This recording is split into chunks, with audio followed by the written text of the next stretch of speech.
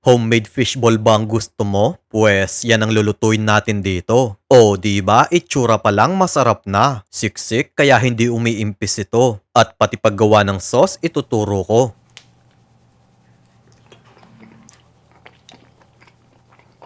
Guys, etong cream dory, 99 pesos ko lang nabili sa Osave. Pero, isa lang ang gagamitin ko. Hiwain natin ng medyo maliit ito.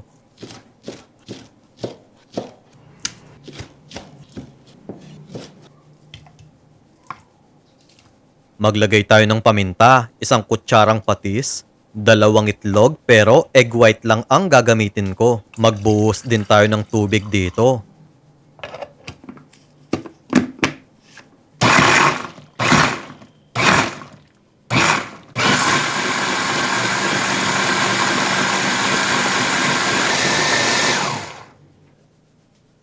Okay ng pino nito.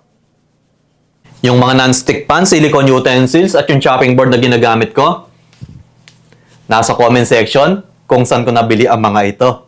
2 tasang harina, 1 kutsarang cornstarch, 1 kutsarang baking powder at asin. Haluin lang natin itong mabuti.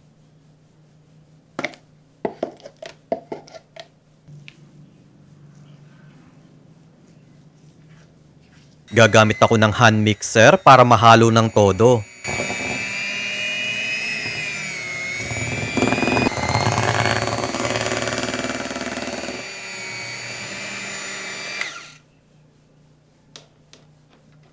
Naglagay ako ng mantika sa palad ko para hindi dumikit ito. Then, magbilog na tayo. Depende sa inyo kung gaano kalaki ang gagawin nyo.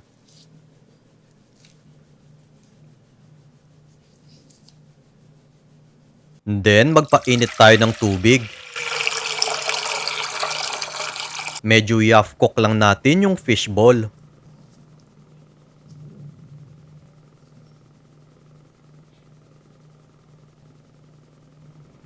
Kapag lumutang na, it means okay na to.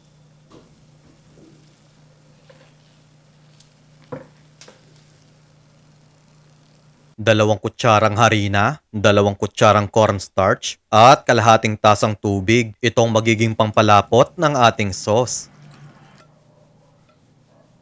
Igisa na natin yung sibuyas. Sunod naman yung bawang.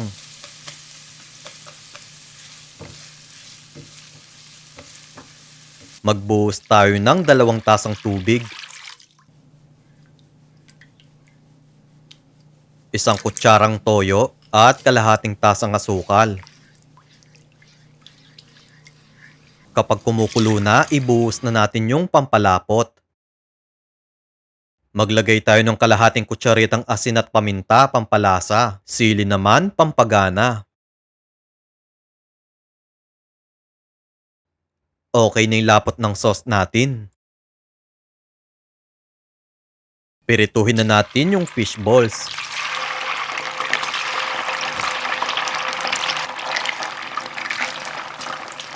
Haluin natin para even ang pagkakapirito. Then, ilagay muna natin sa strainer. Ibuhos na natin yung sauce dito. Kaya kung gusto nyo pang makapanood ng mga recipe na tulad nito, mag-follow lang kayo kay Lokong Kusinero para ma-update kayo sa mga susunod na video.